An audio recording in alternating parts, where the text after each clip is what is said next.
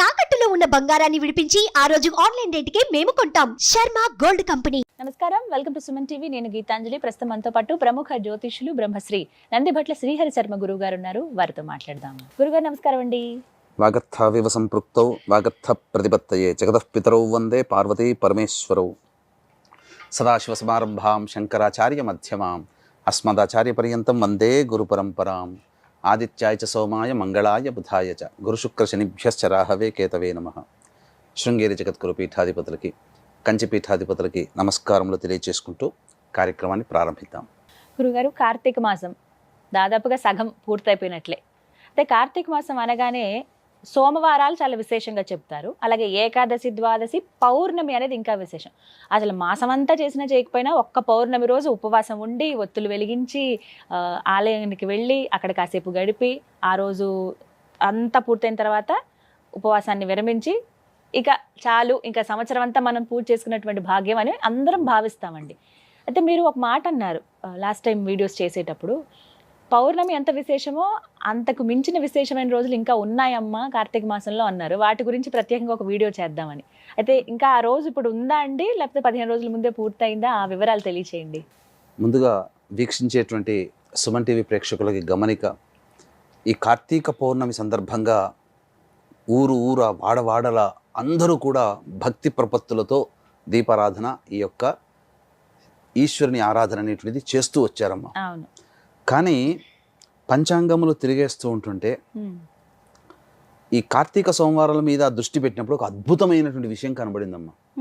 అంటే ఈ క్రోధినామ సంవత్సరం ఈ కార్తీక మాసానికి మాత్రమే పరిమితమైనటువంటి రోజుగా చెప్పవచ్చని నా పరిశీలనలో. ఎందుకనంటే శివ పరివారానికి సంబంధించినటువంటి అందరికీ సంబంధించి కలిసి వచ్చే రోజు ఒక రోజు. అంటే ఈశ్వరుడు, అమ్మవారు, వినాయకుడు, కుమారస్వామి, వీళ్ళందరికీ కూడా ఈ శివ పరివారమే కదమ్మా. ఈ నలుగురే శివ పరివారం. ఈ శివ పరివారానికి సంబంధించి అన్నిందరికీ కలిసి వచ్చిన దేవతారాధన కలిసి వచ్చిన ఏకైక రోజు ఇప్పుడు రాబోతుంది 18వ తారీఖు, 18, 3వ కార్తీక సోమవారం. మూడవ కార్తీక సోమవారం. ఎందుకనంటే అమ్మవారికి అంటే గౌరీదేవి తిథిగా అనగా అధిపతిగా ఉన్నటువంటి తిథి ఏంటి? తదియ తిథి.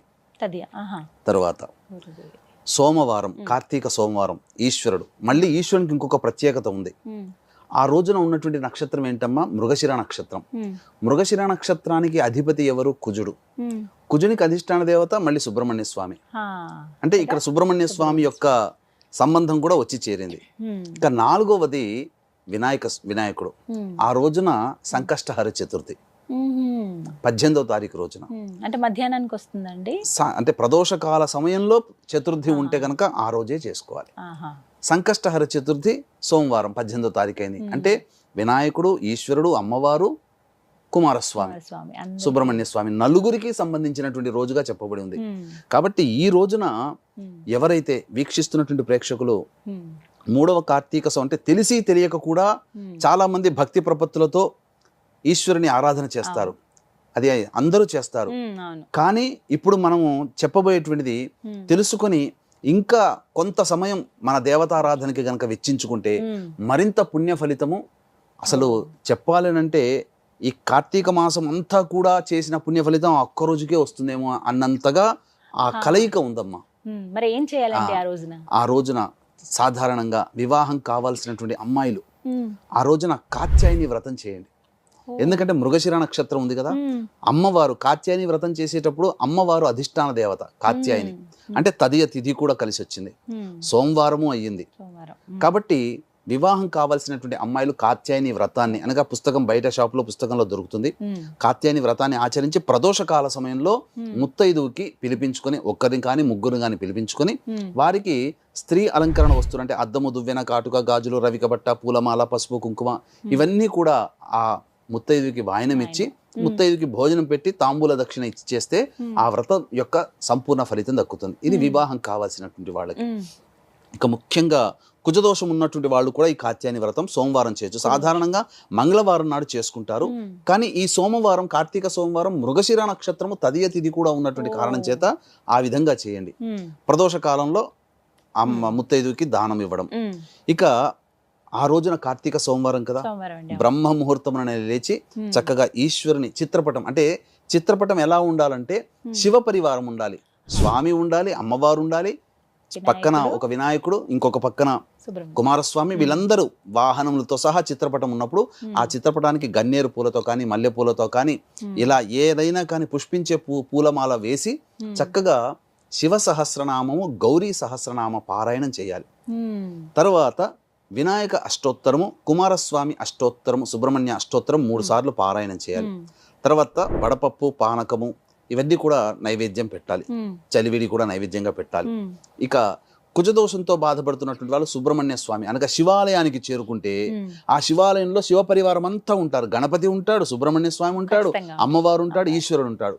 ఆ రోజున చక్కగా అర్చనాభిషేకాదులు ఆ దేవాలయంలో గోతనామాలతో జరిపించుకోవడం ద్వారా వాళ్ళ సంకల్పం అనేటువంటిది అతి శీఘ్రముగా నెరవేరుతుందమ్మా. ఈ శివ పరివారం సంబంధించిన అన్ని కలిసిన రోజు ఆ ఒక్క రోజే ఉంది, 18వ తారీఖు.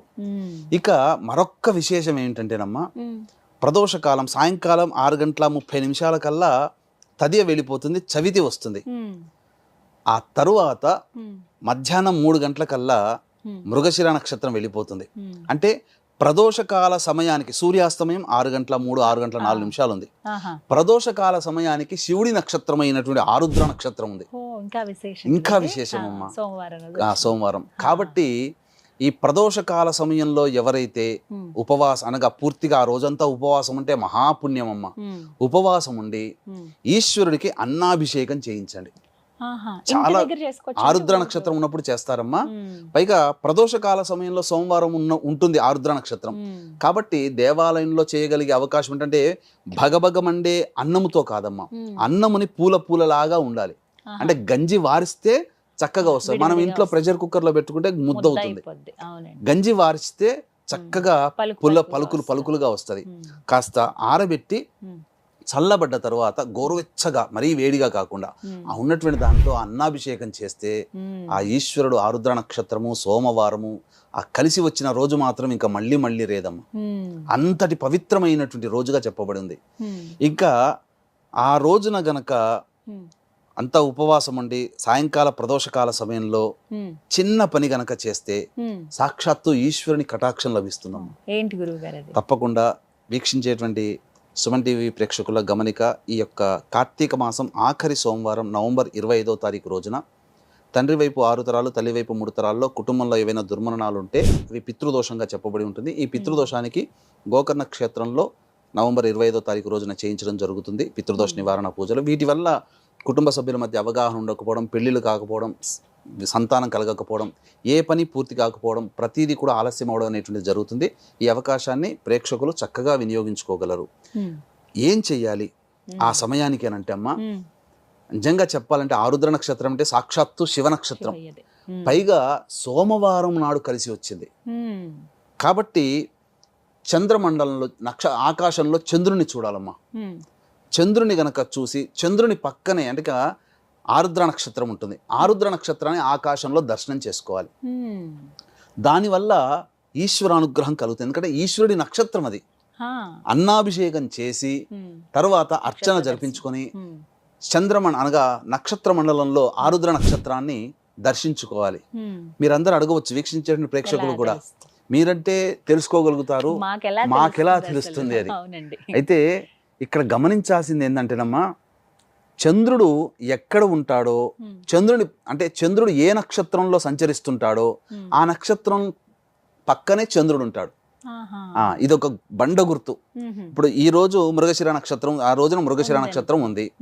సాయంకాలం ప్రదోషకాలానికి మధ్యాహ్నం 3 గంటలకే ఆరుద్ర నక్షత్రం వస్తుంది.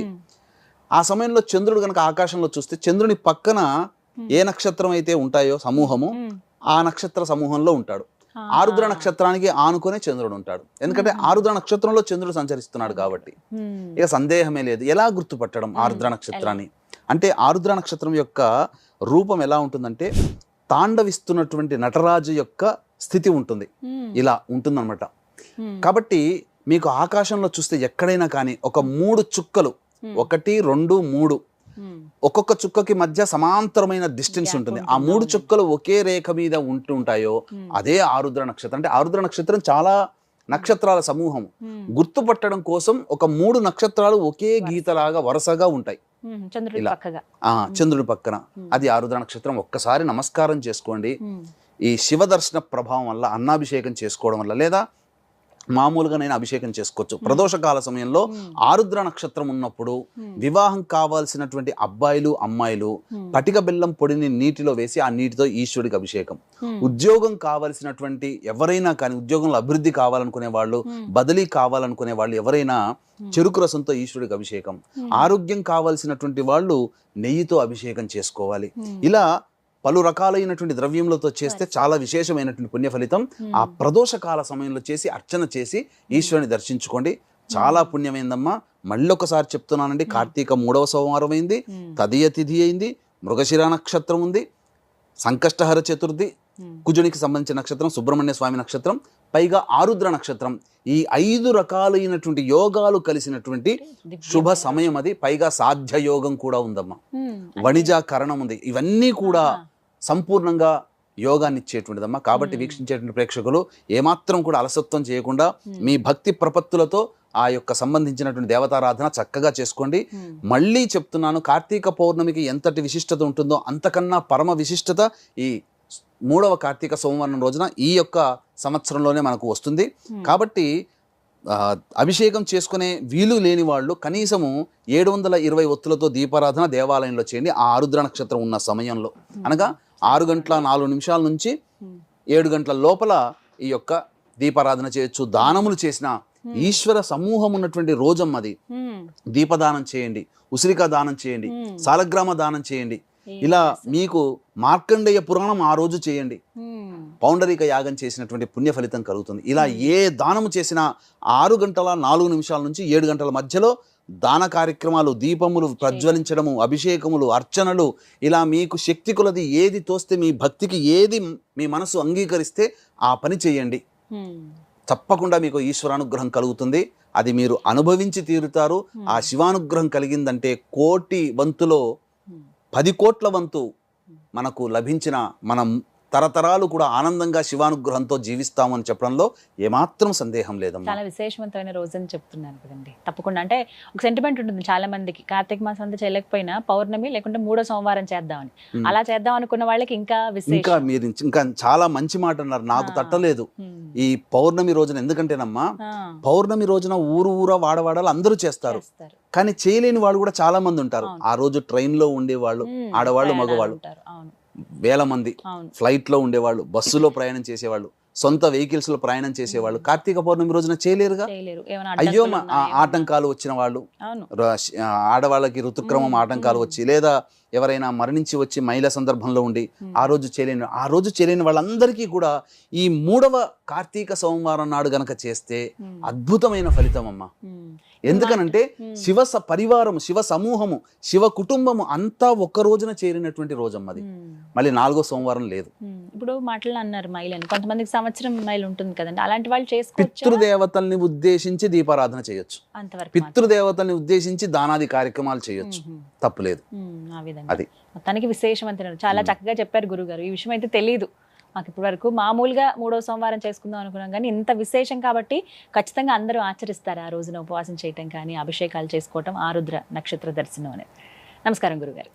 సర్వం శ్రీ ఉమామహేశ్వర పరబ్రహ్మార్పణమస్తు.